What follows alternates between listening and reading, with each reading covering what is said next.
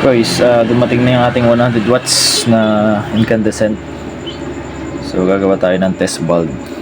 Dati kasi ito ay pang test ko talaga dun sa mga bumbilya na ginagawa natin. So wala siyang ano, basta tinetesting ko lang dito kung gagana siya, hindi. Kung siya shorted, di putok. Kung hindi, di gana. So dahil may setup tayo ng solar, pangayos natin ng mga floodlight na yan, mga nandyan. Doon na rin tayo magtatap ng ating pang testing. So ayun, ayaw kasi may nagsushort, baka may worse na kalabasan dun sa solar natin. So ito, bumili tayo ng 100 watts.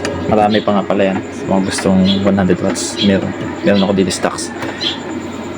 So test natin kung 100 watts nga yan. Hindi tayo walanganin doon sa ating mga test, kasi 100 to 200 watts yun eh. So test natin tong bumbilya na to. Yan tayo dyang 93. Plug natin, on natin. So dati ganyan na siya, pag on, pag gano'n, nagapak lang siya. So yes siya. Ilang watts? Oh, okay. Pure 100 watts. So gawin natin to, lagyan natin to ng outlet. Paano? Kailangan lang natin ito guys ay syempre outlet. Hanap tayong outlet dito. Para tayong baon eh. Okay lang. So dito na ako mag-cut. Ito.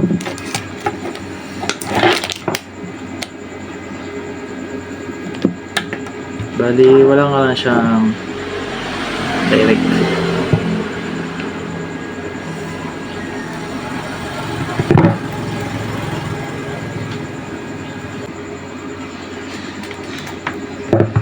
Sa protected.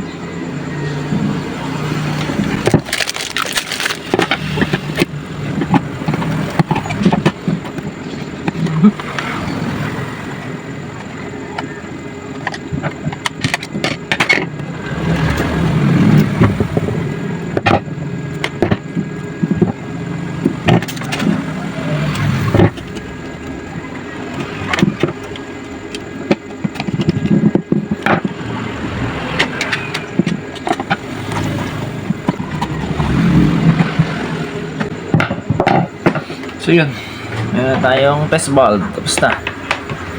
Try natin. Plug. On. Tapos plug tayo nito. Lupayat na maliit. On. The Bluetooth device is ready to pair. Pag shorted, ilaw. The Bluetooth device is connected. At kung halimbawa naman ko isa ay nagsaksak tayo dyan ng shorted, for example, on natin, kung ating kunwari appliances ay saksak natin shorted pala, ilaw lang siya, si bulb. Yan, ganyan. Pero pag functioning naman siya, yan, hindi ko matanggal, hindi yan iilaw. Ganun lang, para may protection tayo sa ating solar setup. Sayang naman eh, baka madali natin, mapuruhan agad. Tingnan ko guys, testing tayo nitong isa, ay naayos natin. Ayan, naka-plug na, on. So, try natin.